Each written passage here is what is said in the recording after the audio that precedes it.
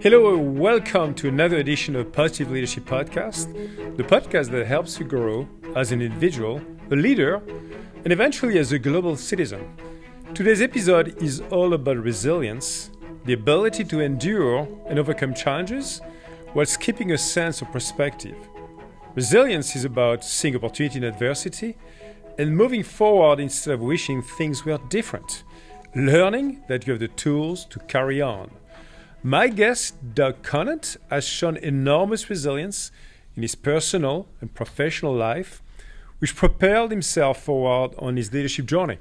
Former president and CEO of the Campbell soup company, today he draws on his incredible resume and wealth of experience to help aspiring executives hone and master the art of leadership. In his latest book, The Blueprint, 6 Practical Steps to Lift Your Leadership to New Heights, he sets forth an essential manual for leaders.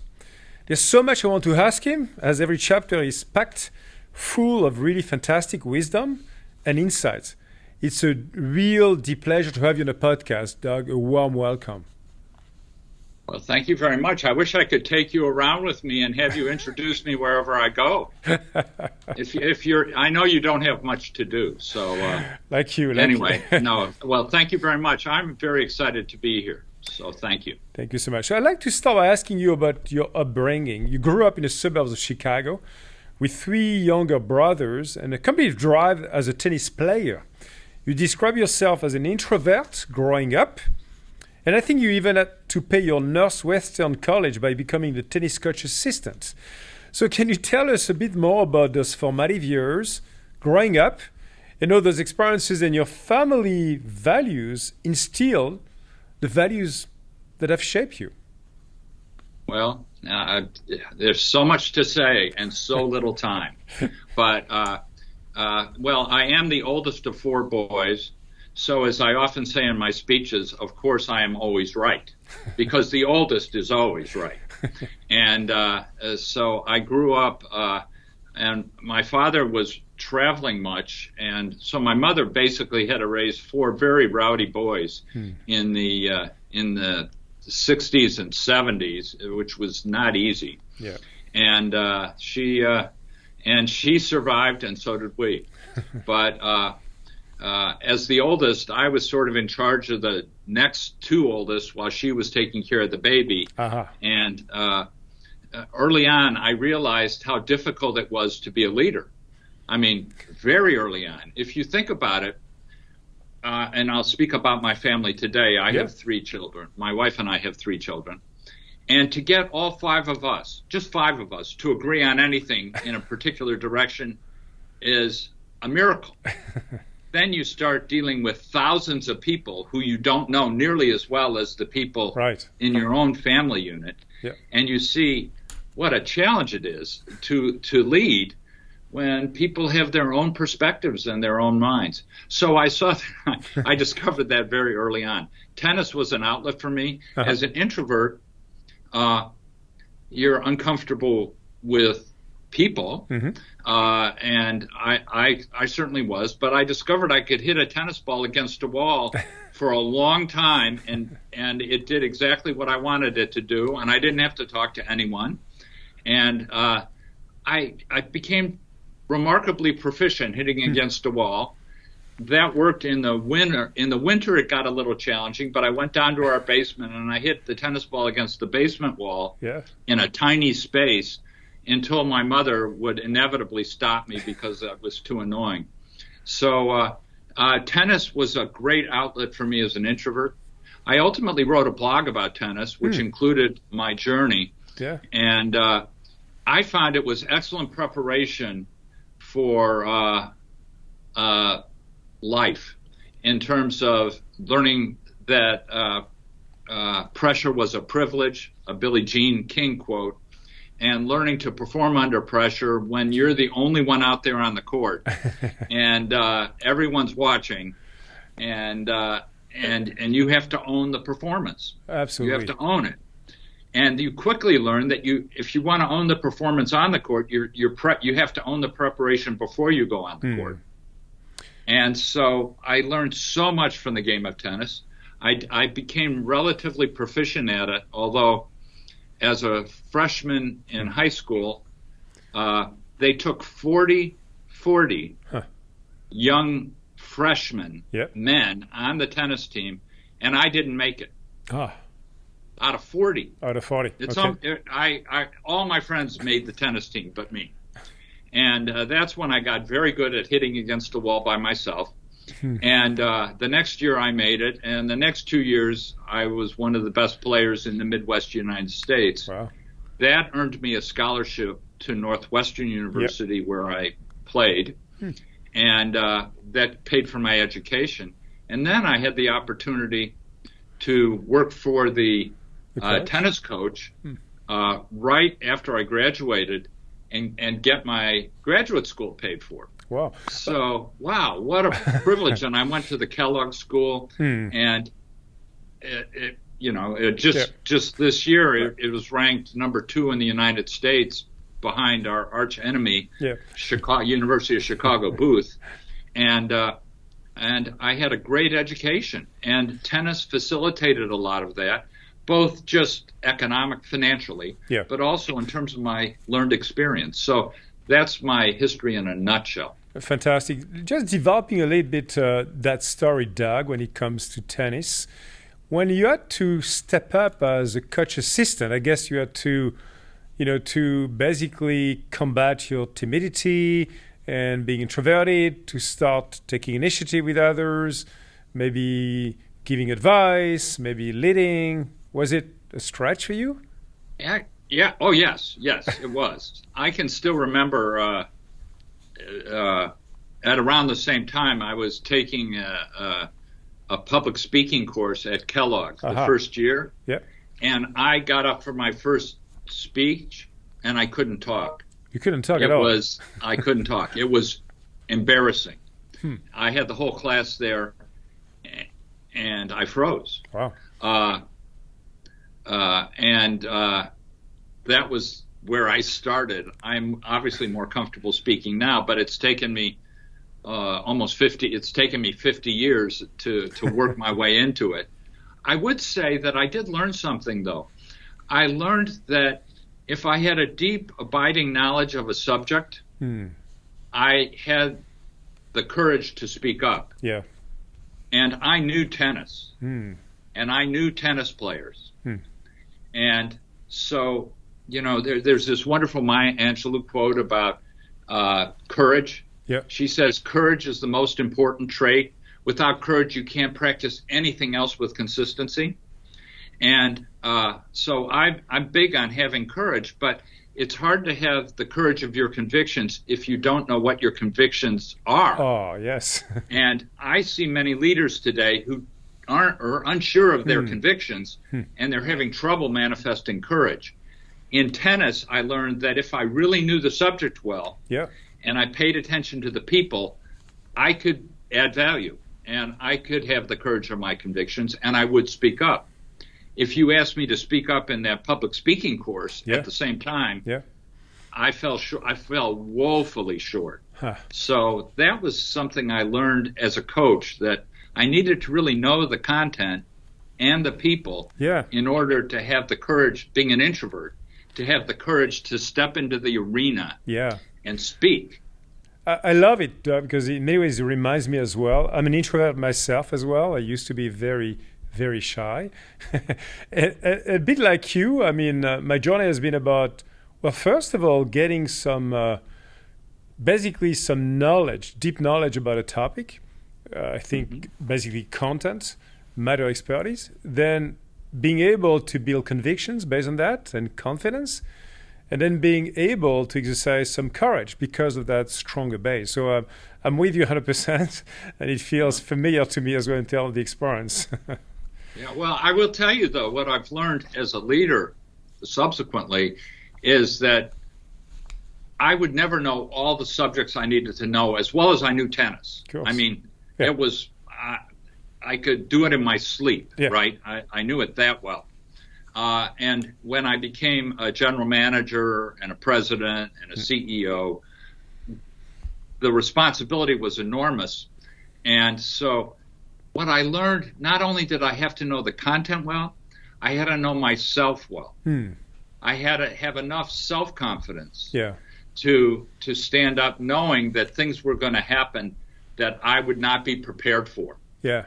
And I had in the blueprint, the book you referenced earlier, we say the only way out of being stuck as a leader is by going in and getting really well grounded in who you are and how you want to show up. Knowing that you may not have the answers for this conversation, but you can call upon that reservoir of self-knowledge and experience to help. So that's what I learned as a leader that I tacked on to my experience as an assistant tennis coach. Yeah, it makes a lot of sense. So let's build on that dialogue, Doug. And because early on in your career, when you were a bit older, you were 32, you obviously had to go through a... You want me to relive this? Oh, no. I put that... Well, I actually wrote about it. So I know you wrote about it, but I love you to share the wisdom coming of that as well with people. Basically, you were fired from your job at Parker Brothers Toys and Games. It was a big shock, a difficult experience in many ways because you had young children and a mortgage to pay. So can you take me back to that day and describe what happened and explain how it and why it was a crucible moment for you, as Bill George would call it, a crucible? Yeah. Well, we all have these crucible moments, and this was certainly one of mine. Yeah. And on one hand, you wouldn't wish these moments on anyone. On the other hand, it was probably the most important learning experience I had in my career. Yeah. So it's like you sort of have to go into the fire and learn that you can survive and come out the other side. That test is, I think, a good one. Yeah. But again, I wouldn't wish it on anyone. I went into the office one day feeling just fine. The receptionist said, "Can you go up to see the senior vice president? He needs to meet with you first thing." I went up to see him. I was director of marketing. Yep. And I had a great job. I mean, we were selling toys and games.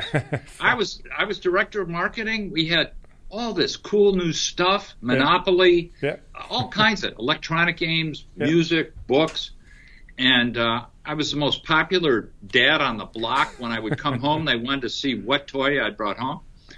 And I was living the life. Yeah. And I go up there and he says, "Doug, your job's been eliminated. You need to be out of here by noon." Wow. And 10 years of my career was over in a snap. Wow. I went home to my wife, our two very small children, and my very large mortgage, feeling quite the victim. And total shock. I'd been with the company, in the mother company and the subsidiary for a decade. I felt I was blindsided, and I felt a victim.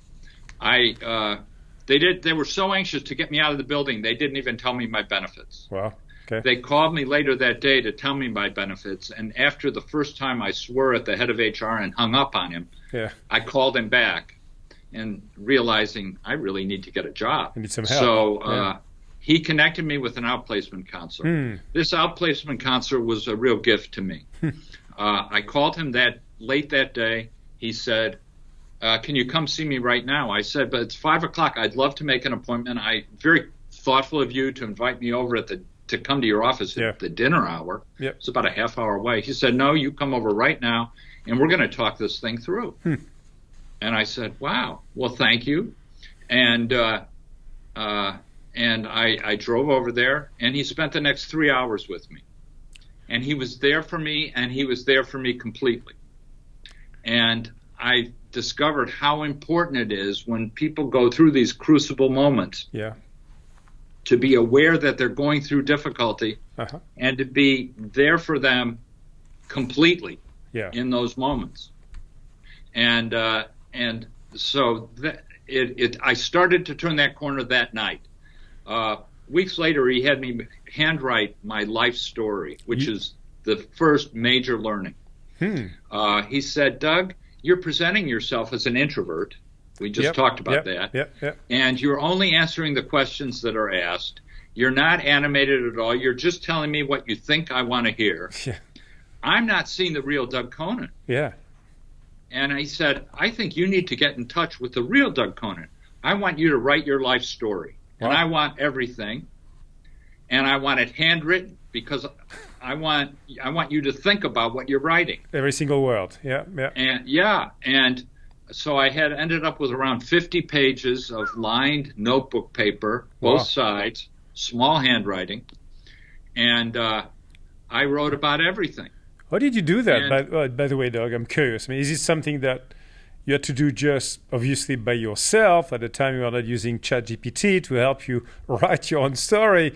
But I mean, there was nothing. No, there was nothing. But did you talk to yourself, to your wife, to your No, it was friends? Just me. It was Okay. I think it was important that it was my journey. Of course. I think I had to travel back and recall and pull out all the important things that I had learned in my childhood.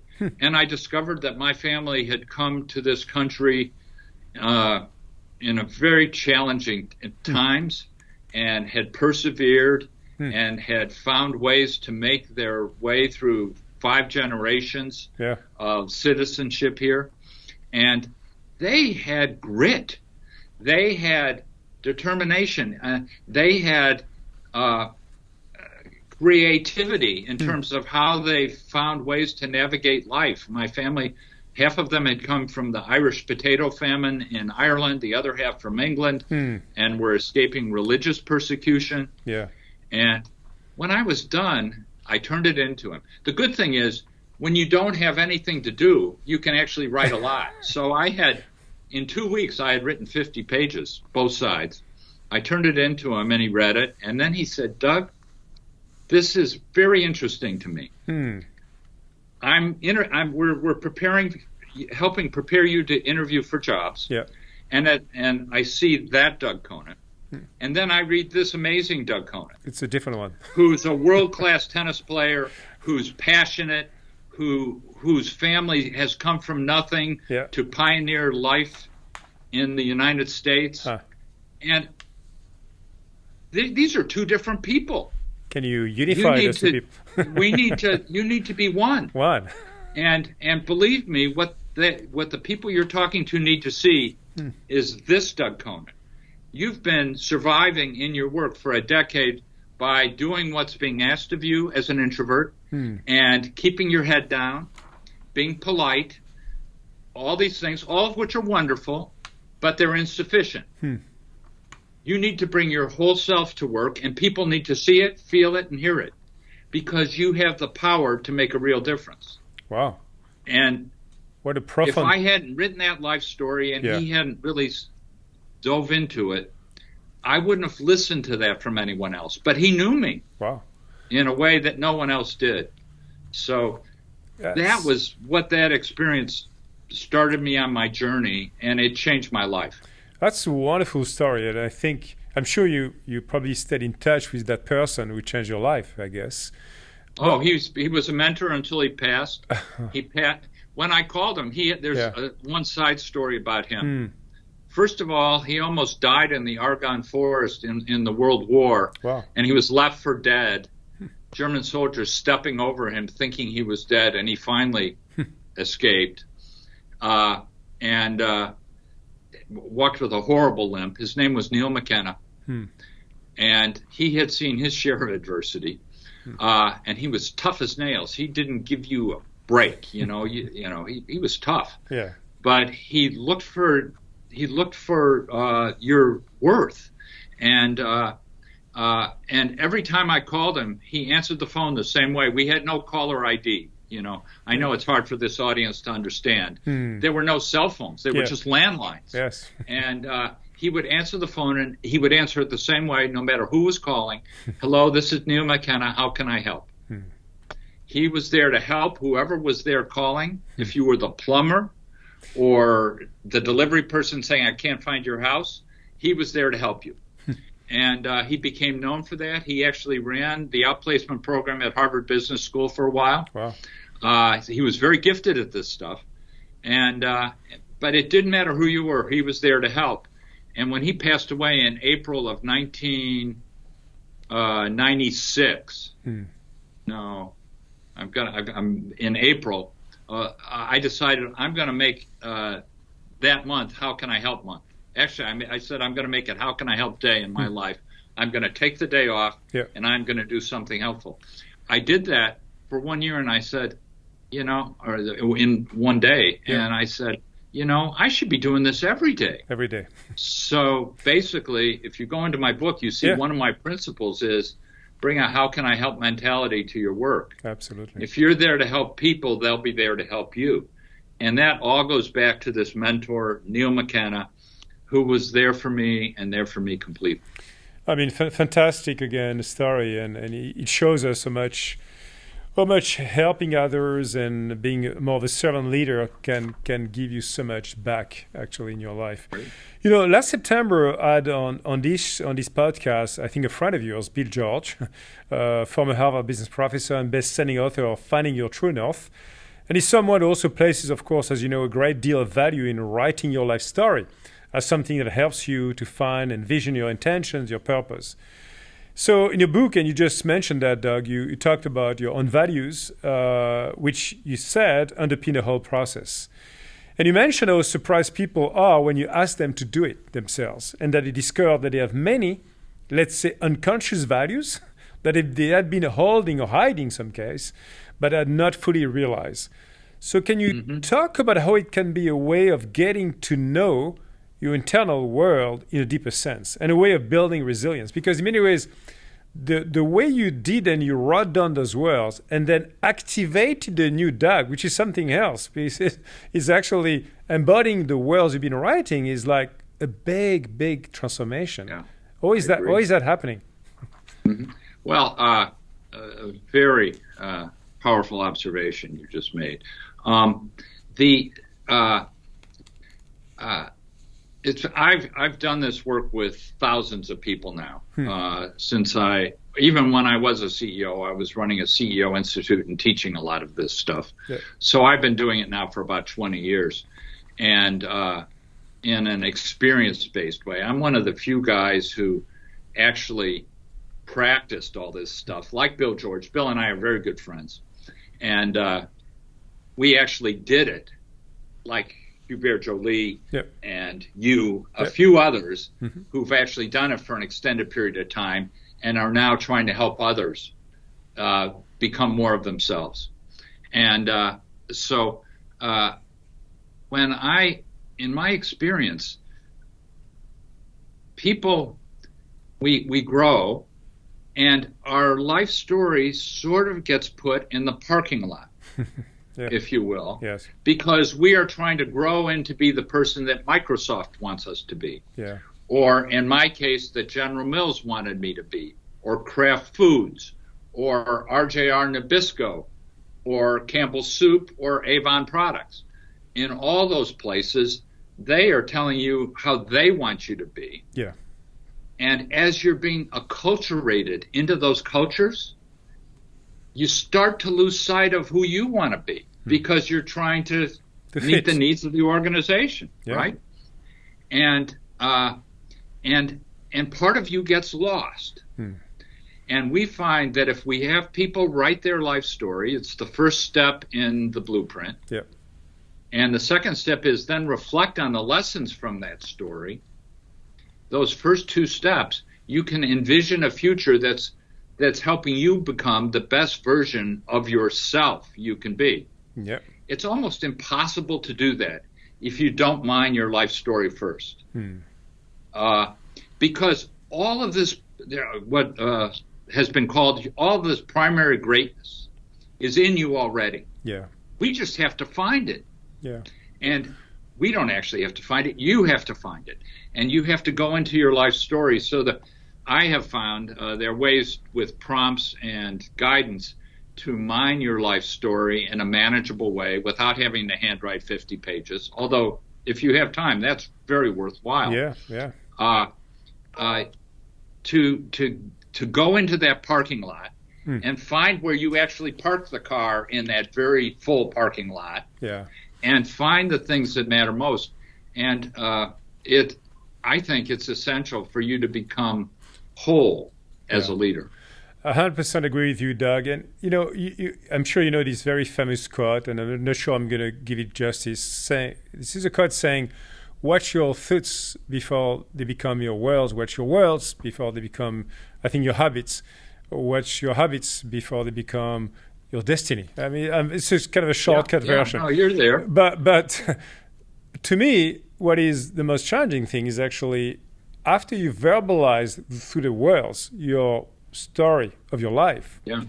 How do you translate that into your habits and into your destiny? Right. That's a hell of a hard work. That can be done. That can be done. Okay. You know, it's amazing to me. I'll go to. We can use Microsoft, or I could use any company I've ever worked with.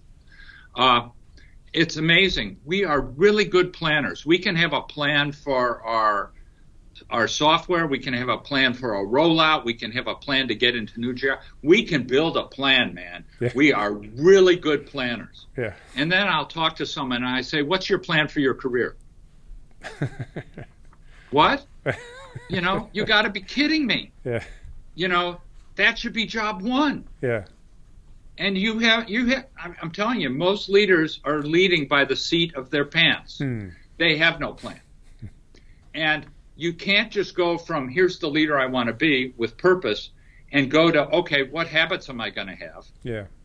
I think you're skipping a few steps. Yeah. You need to, my belief is you envision your future, which is reflecting and then figuring out how you want to show up. Mm-hmm. You study the world around you as you would if you were doing a situation assessment for a business challenge. Yep. You build a plan. Mm-hmm.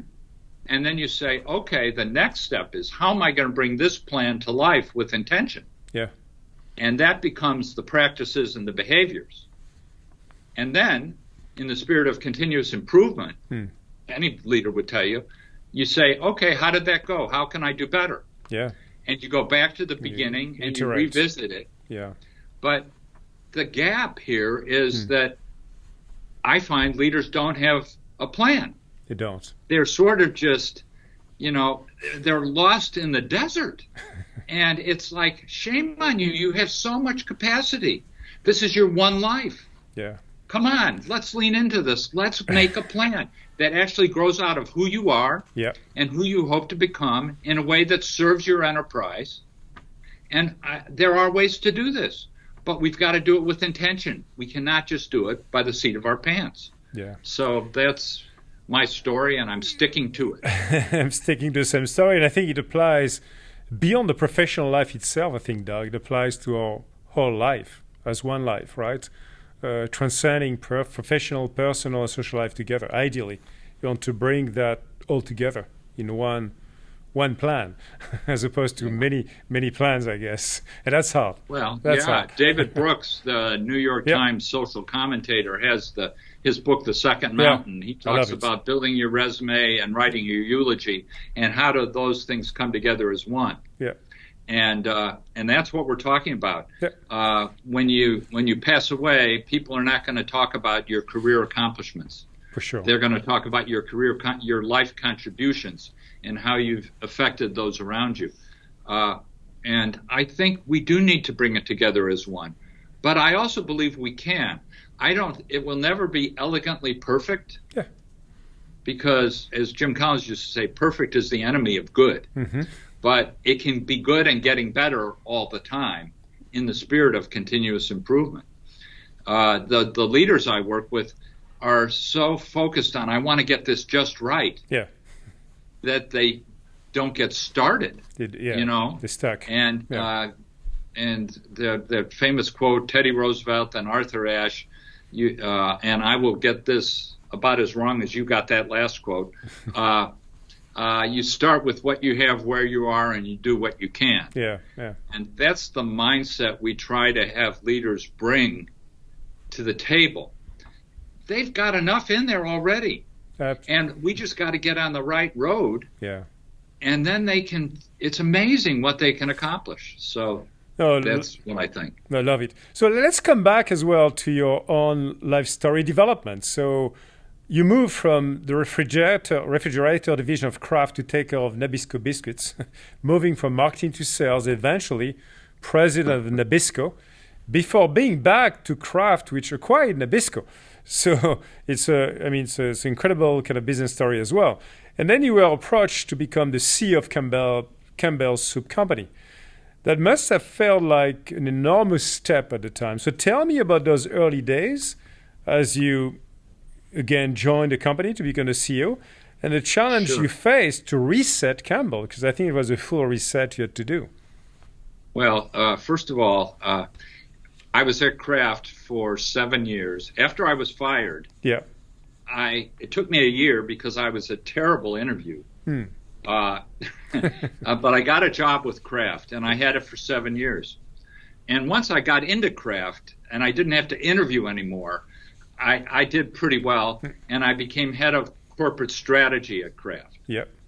And the CEO, a fellow by the name of Jim Kiltz, fantastic CEO, loved me being in strategy, but I hungered to be, you know the drill. I hungered to be leading the business and helping lift the company to greater heights. And I had a team of 3 to 5 people trying to chart strategy, which was interesting but insufficient. I did it for 3 years. And then I was recruited into RJR Nabisco right after Barbarians at the Gate, the largest LBO in history to this day in the consumer products industry. $25 billion LBO. And in 1989. And I went in there, and that was like the Wild West. While I was there, I got a general manager job. I just took the job because I was fascinated by the challenge of going into what I would call the Shark Tank in New York City after I was working for a Midwestern Chicago-based food company. I went to the Shark Tank. I took the smallest division they had as a general manager, and I was loving it. And before I knew it, they said, "We'd like to move you to marketing in the biscuit division." And I said, "I don't want to do that. I want to be a general manager." This felt like a bait and switch. They said, "We need you to go there." So I went, and we had a great run. We went from horrible performance to the best performance in the history of the company in terms of revenue growth and earnings growth in an LBO environment in 2 years. Then they said, "Well, you did good there. Now we want you to move to sales." And I said, "Do I have a choice? I'm riding the wave here. We finally got this right." And the CEO said, "Yes, you have a choice." And I said, "Well, I don't want to go." The next day, I get a phone call from Rita, who was the CEO's executive assistant. And I said, "Rita, what is this call about?" She said, "Well, John would like to see you." And I said to her, I said, "Rita, do I have a choice today?" She said, "No, yesterday you had a choice. Today you're going to take the job." So I went in, and I had declined the job when he first offered it to me. I said, "You got to be kidding me. I am not a salesman. I'm an introvert and I can't play golf. Why in the world do you want me talking to customers?" He said, "Well, we need some thought leadership here as well as some interpersonal leadership, and we think you're the guy for the job." So I said, the second time I said I'd love to do it because I knew I didn't have a choice. And I did that, and that led me to becoming president of Nabisco Foods. We transformed the sales organization, and that led to Nabisco Foods. Then we were acquired by Kraft, the company I had left. At which point I said, I can't go back. You know, it's like going back to a high school reunion. I could not go back to high school again. I need to be moving forward. And so I was recruited to be CEO of Campbell. Campbell at the time was headquartered in the poorest, most dangerous city in the United States, a little place called Camden, New Jersey. 75,000 people, 70 murders a year. In a town of 75,000 people. The world headquarters was surrounded by razor wire and had guard posts, ostensibly to make you feel safe, but you felt like you were going to work in a minimum security prison. And they had lost half their market value in 1 year. They had downsized dramatically and were uncompetitive. We did the work to discover we were, of the top 21 food companies in the world, we were the poorest performing one, and headquartered in the course, most dangerous city in the United States. Yeah. And people were saying, why did you take this job? Then we did a Gallup survey, which said not only is your performance terrible, but your employee engagement is the worst in the Fortune 500. The bottom. Okay, wow. At the bottom. Yeah. Number 500 out of 500. True. And that's where my belief, and this will come out as we continue to talk here, but I just don't believe you can win in the marketplace unless you first create a winning formula for winning in the workplace. Yeah. You have to have a winning culture if you're going to compete with well-heeled companies on a global level. Yeah. You have to really have a high-performance ethic, and you have to have a spring-in-the-step culture. You know what I'm talking about. You had that at Microsoft. So let me build on that, Doug. Thanks for sharing with us actually those pretty amazing career moves and the plans you had, or maybe lack of plans in some cases, but at least you are called on the next steps you had to do. I found some interesting similarities in the way you reshape Campbell culture and the way we evolved our culture at Microsoft. Back in 2014 when Satya Nadella and all of us transformed our company into a cloud and AI-first organization with a new mission to empower every person and every organization on the planet to achieve more. So can you elaborate on the culture framework you've designed and, more importantly, the way you made it real with your people? Because I think it takes more than a slide and some words on a slide to shape or create or reinvigorate the culture, and particularly getting all of your employees, again, to engage, to be motivated, and to bring their best version of themselves. What did it take? It was a heavy lift. To put it in perspective, our performance, we were also, in addition to all the other things, we were being investigated by the U.S. government, multiple agencies for financial malfeasance while we were dealing with everything else. And that's where we had to start. My foundational belief is you can't ask associates to care about the enterprise until you first demonstrate that you care about them. Absolutely. And their agenda. Yeah. They got to come first. And then you earn credibility and respect, and they start to lean into the proposition of the enterprise. And in my opinion, what you did at Microsoft is you reaffirmed the value of every person. You honored them in a way that was noticeable. And that's what I tried to do at Campbell. Yeah. And I had a lot of practices that did that. But it was really about placing a premium on honoring people, on demonstrating that we cared about things, people and performance. Yep. And then that we brought it to life in tangible ways, tangible actions.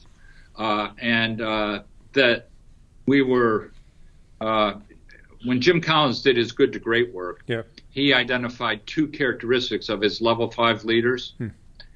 And they really spoke to me as an introvert. I think they speak to you too. Yeah. The two characteristics of enduring successful companies were humility and fierce resolve. Yeah.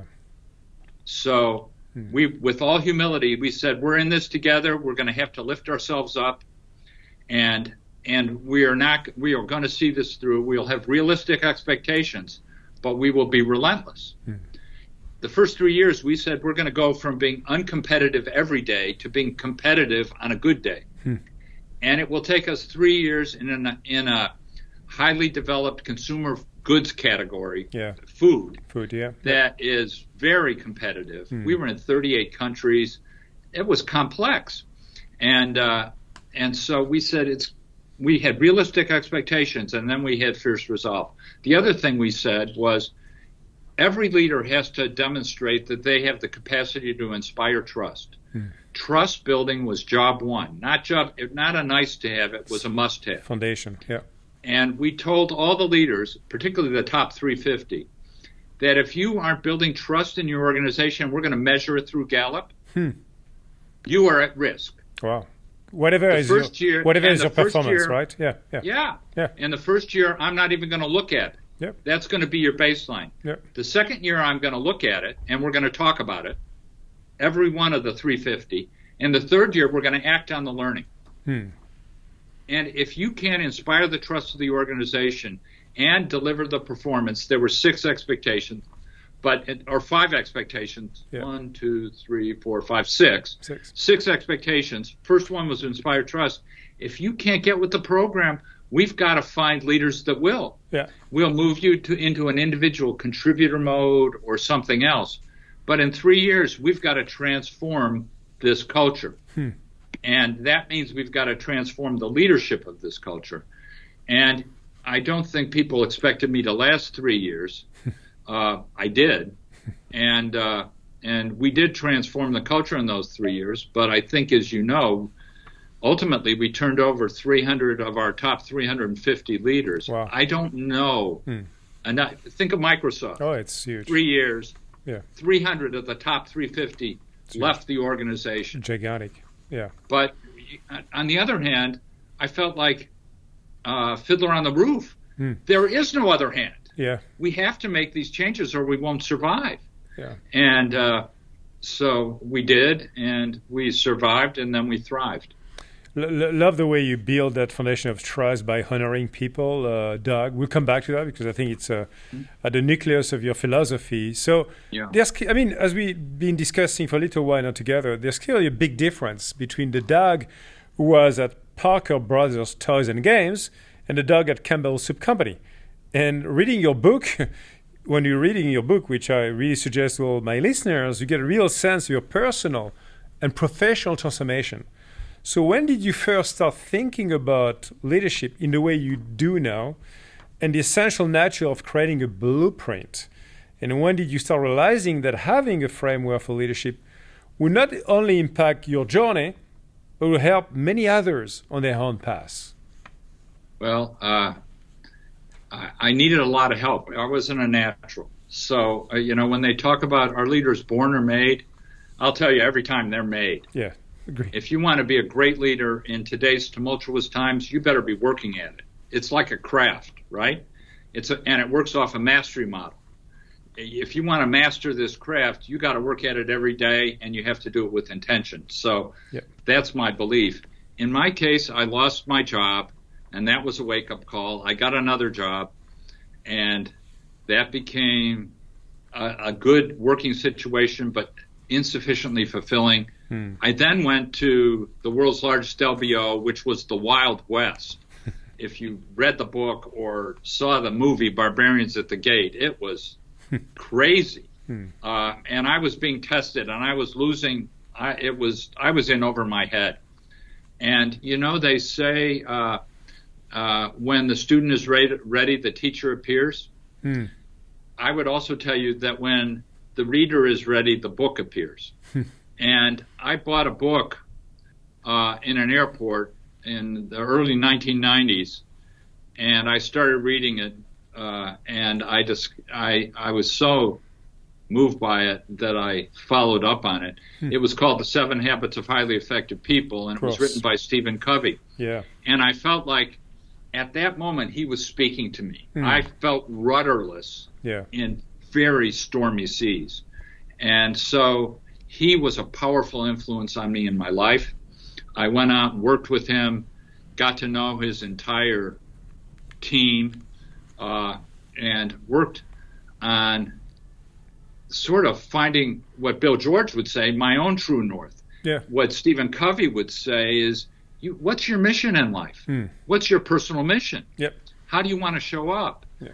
And so I started getting exposed to this wisdom literature. I worked with Stephen Covey, many others, and I started to learn all these things that said, there's so much here. I can find my way through this, but I had to work at it. And then I guess I befriended a couple other influences. Bill George was a big one. He's a decade ahead of me, and I've been drafting off of his experience for now 2 decades that we've known each other. And then Warren Bennis became a very good friend before he passed away. my first book was published under his collection of books. And Warren had this great quote that said, which really pulls all this together. He said, becoming a leader is all about you becoming yourself. It's that easy, and it's precisely that difficult. That's why it's so hard. And this whole journey, I feel like I'm more myself today. There's nothing new here. I'm just peeling away my potential that's probably been there all along. I love it. You and I were having a quick discussion the other day, Doug, on this very fast-changing world, that we used to call VUCA, right? Volatile, uncertain, complex, ambiguous. And of course, you share with me that, hey, Jean-Philippe, JP, this has changed. This is now BANI, right? It's about brittle, anxious, nonlinear, and incomprehensible. So can you share with our listeners, not just, of course, the context of BANI is quite interesting, but the way you've been shaping those 3 easy steps to become the best version of yourself, to become a leader? Because you made it super easy, like 1, 2, 3. You started talking about a 1. I'd love you to elaborate on the 2 and the 3 as well. Sure. Well, first of all, every generation seems to need to have a new word for what the generation is going through. So this new word that I encountered in the last month or so, BANI, it speaks to me. I mean, and what I'm in an office today in Washington, D.C., and the average age here is probably under 30. And they have never seen anything like this world. You and I have seen more, right? We have experience. But what I have learned is that of BANI, brittle, anxious, nonlinear, incomprehensible, A is the big word now. Anxiety is at an all-time high for generations of workers who have never faced this kind of chaos. And the volume of what's coming at them is greater. The speed at which it's coming at them is greater. And the architecture that is supporting them is crumbling. It is. And they used to be able to go, when I started, of course I'm old, you're young. But you're younger anyway. You're not that young. Not that young, no. But I guess when I started, I used to be able to go to my manager and say, "How do I do this?" I'm not sure. Now you can't go ask your manager. Your manager doesn't know. They have 20 direct reports, and they're coordinating and aligning and motivating, but they're not doing. And so the anxiety is an all-time high. And then I'm working with people that you compete with in Silicon Valley. And I'm talking to the CHROs, and they are saying, what a nightmare. Our anxiety is at an all-time high. All these layoffs and all this stuff. And I say that's really interesting, because here in the United States, layoffs are at a 3-decade low.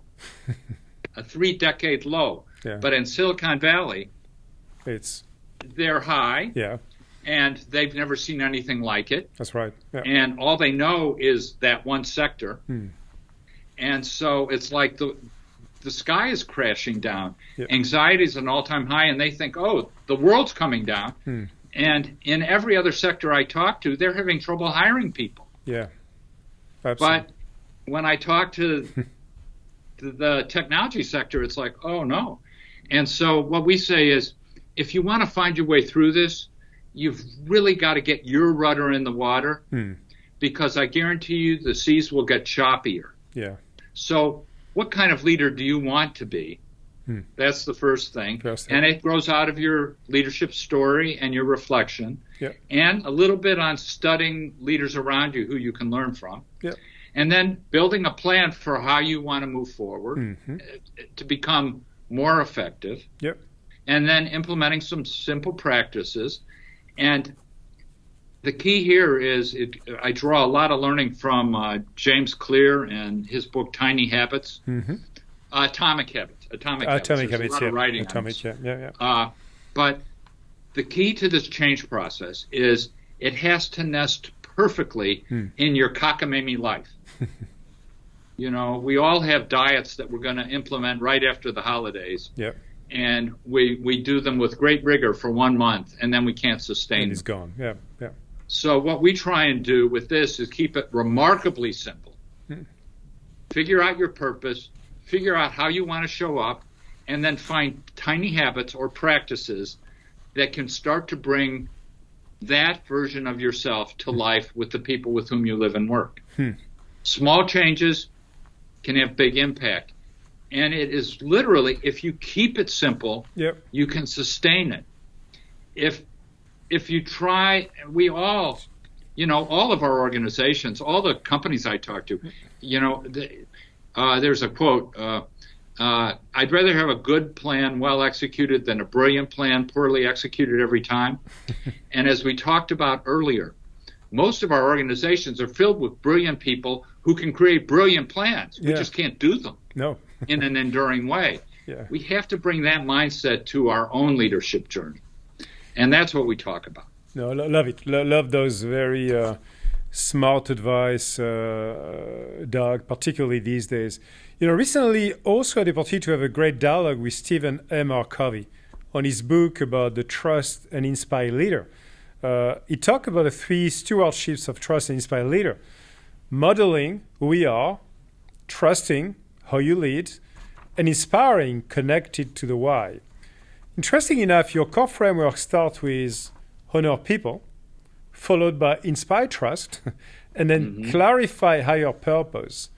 So I think in many ways I found, of course, some very strong correlations and, you know, and symmetries between the trust, inspiration, purpose factors. But I think you've got something very special that you already talked about. I'd like you to use some other example on the way you honor people, because I think you've been practicing that for a long time in your professional, personal life. You talked about what you did at Campbell Soup, but I know you started actually writing down notes to a lot of people in an incredible way, very personal way. Can you share that story a bit more? Well, I think as a leader, you have to have, I think you have to declare yourself, say, here's what I'm going to do, and then you have to do it in very tangible ways. And I talk about honoring people, and they say, well, how are you going to do that? Well, there are lots of ways, but my personal way as an introvert was to write notes to people who I might not see otherwise. Yep. And I started a practice actually back in, my mother would take credit for it. She made me write thank you notes to people after the holidays. Okay. And so I've got to give credit to my mother. That's another life story that was in the parking lot for me that I lost sight of. Gotcha. And so I started handwriting notes to people saying thank you. It wasn't just wishing them happy birthday or something, but they had done something good for our company, and I wanted to acknowledge it and let them know I was paying attention and that it was appreciated. I find that all of our organizations are great critical thinking machines. We're built to find what's wrong and fix it. Yeah. But even in the most broken companies I've been in, 2 of which were an old economy canned soup company and the world's largest LBO, even in those companies, 8 out of 10 things were being done right. But nobody was talking about those things.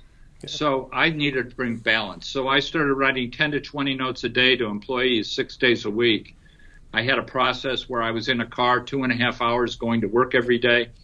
I would write 10 to 20 notes to people, small, short notes on specific subjects. And they would go out that day based on information I had learned the prior day. So it was on time, handwritten, personal.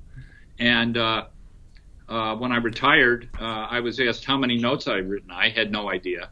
So we did the math, and it turned out at least just to Campbell employees, I'd written 30,000 notes. 30,000? And we only had 20,000 employees.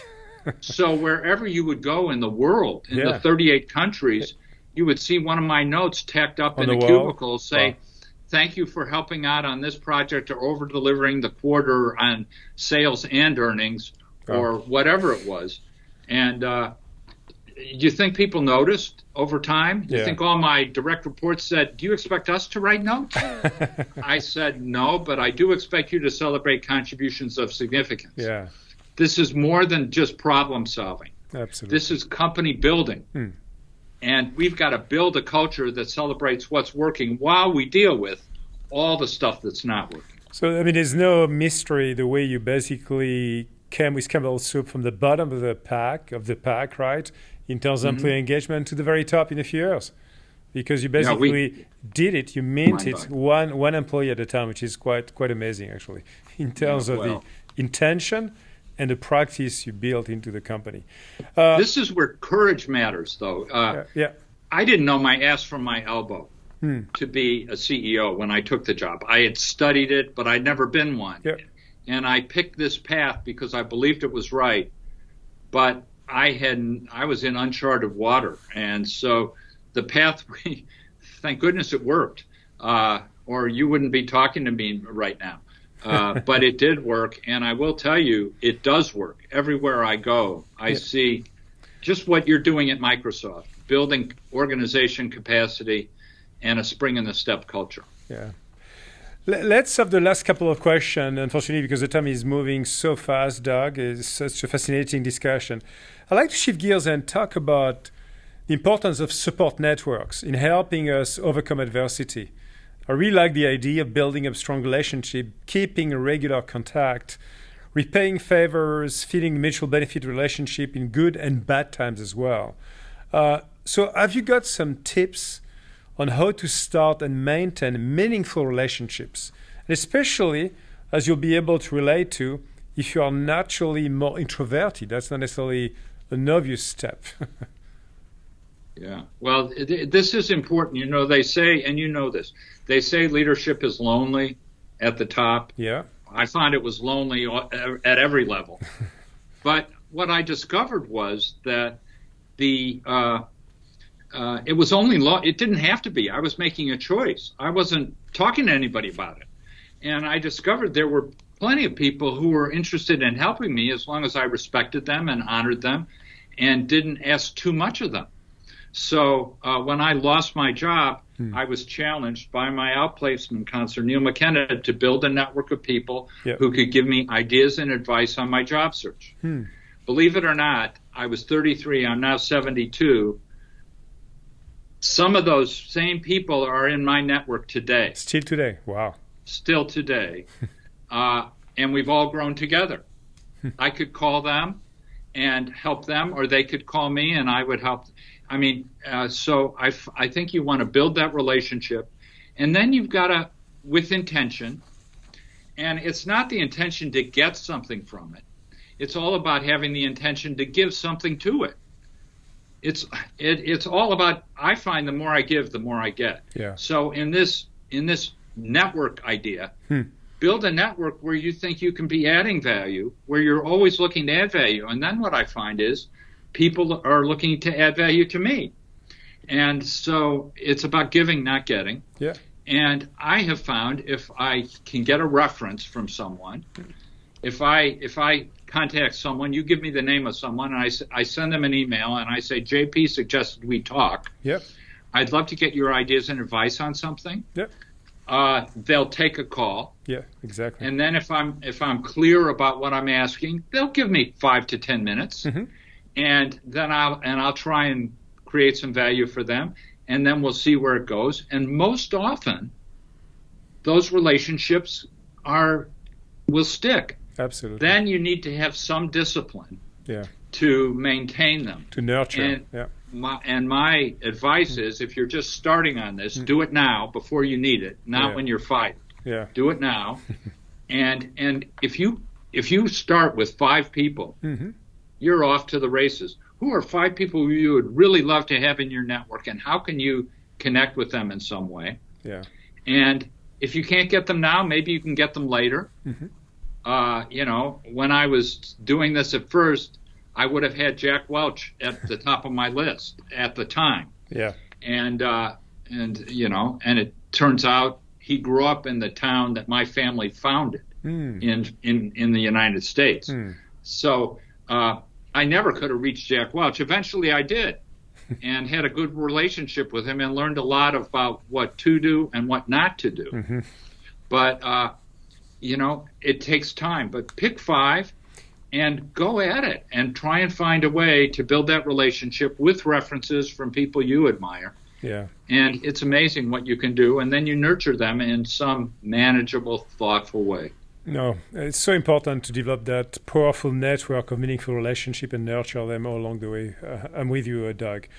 In 2009, Doug, you're returning home from work at Campbell's when you are involved in a near-fatal car crash. And daughter spent 18 hours putting your back together. Your wife stayed with you until you woke up from surgery, and you talk in the past about how she said 3 words that have made a huge impact on you and your leadership model.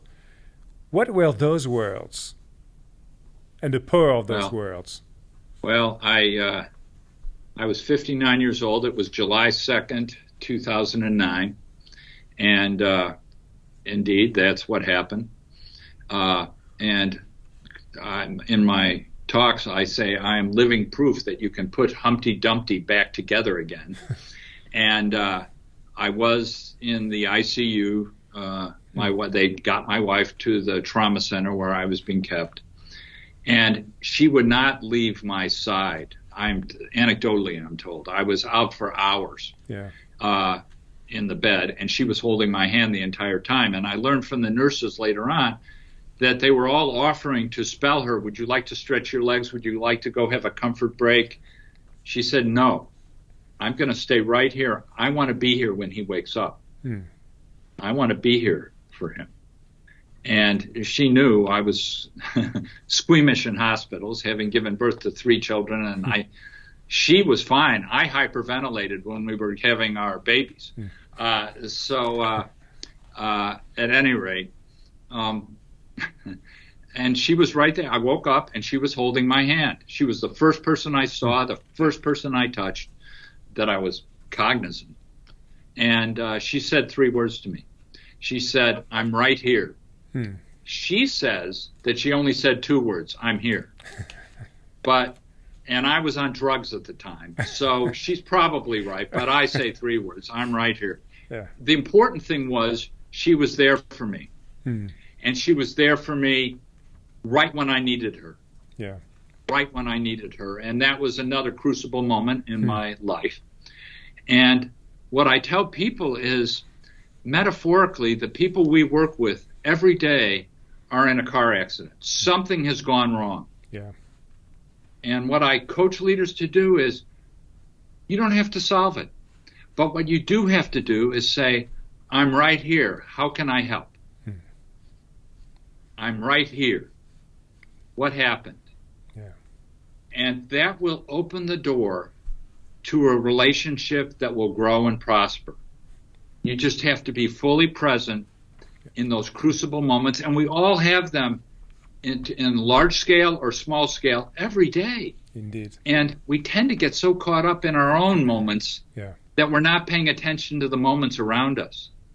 And the mark of a great leader is to be tuned in to the world around you and not preoccupied with the world inside. So that's my story. Wonderful and so powerful. So, I mean, with such strong words, let me ask you the very last question. I recently had Sir Ronald Cohen on the podcast, and he had a sort of epiphany moment on his 60th birthday, and he decided to leave his job as a venture capitalist and do something that he considered to be more important, more impactful, more purposeful. He realized that giving back was one of his core values. So, Doug, I mean, what do you feel called to do? What are your dreams? How do you want to make the world a better place? What inspires you? And what are you working towards? In 25 words or less. Sure. No, you know, I am doing what I was called to do, and I was doing it when I was serving these companies. I was helping people realize their full potential. My purpose as a leader is to help leaders find joy, fulfillment, and impact while they build high-trust, high-performance teams that honor people, defy the critics, and thrive in the face of adversity. That's my stated purpose. I've been walking that talk and living into that purpose for 40 years. I find it remarkably fulfilling and just to see people have these moments where they've gone a step further than they might have gone is just so fulfilling to me. And today I'm paying that forward, and I can't imagine anything more fulfilling at this point in my. For a cockamamie reason, we keep track of the people that have worked either for me, directly for me, or one level down that I have worked with. We keep track of how many CEOs there are. And we have nearly 60 now. And those 60 people, in my opinion, are better off for having known me. And I have had some influence on their journey. And I see the influence they're having on the journeys of their companies around the world. Yeah. And that's where I can add value, because I know what it's like to be in the arena, just like you do. I'm not opining on it from some academic chair somewhere. Yeah. I've been there, done that. Yeah. You've been there, done that, and I can help. I can help them find their footing. I'm not trying to tell them how to live their lives, but I can help them find their footing in a way that'll lift their enterprise up. And I love doing it. I can't imagine anything better. What a wonderful conclusion, Doug. I mean, I'm right here. How can I help? To me, that's probably one of the best quotes I would have in my Positive Leadership podcast from a wonderful positive leader. Thank you so much for this amazing moment we spent, Doug, and I wish you the very best in accomplishing your purpose one day at a time. Thank you, and I look forward to the next time our paths cross. I love the work that's going on within your company now, and I am cheering you all on from the sidelines. Thanks so much, Doug. Thank you. All the best. Thank you.